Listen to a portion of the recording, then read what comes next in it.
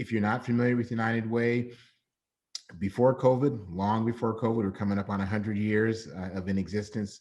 We have brought people together around the concept of building a community where people have homes, students graduate, and families are financially stable.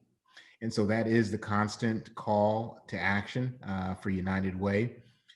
And we have a realization and experience that because of structural and systemic racism and discrimination, our community is not equal at all. Our Black, our Latinx, Indigenous populations are impacted by homelessness, by food insecurity and poverty at much higher rates than our white neighbors. This is the way it's been for a long time, and COVID-19 has deepened these inequities. This pandemic is hitting people so hard. A statistic that I think a lot about is that more than 550,000 people in King County have lost their jobs, have sought unemployment compensation, and thousands more are still unemployed. And many of these were folks who were already living on edge.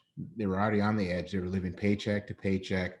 And now we find that they are struggling to pay rent and to feed themselves and feed their families. It is a generous and compassionate community.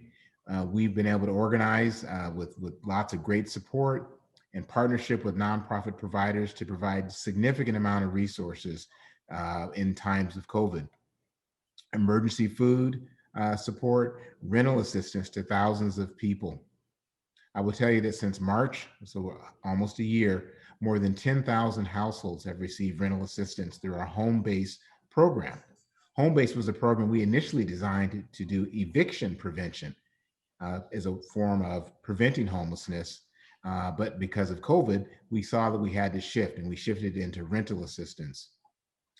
Food is food insecurity, food insufficiency. You'll hear both concepts discussed. So many people are being affected right now, and that is resulting in us trying to be very, very efficient, adaptable, creative, and innovative around getting food to those who need it most.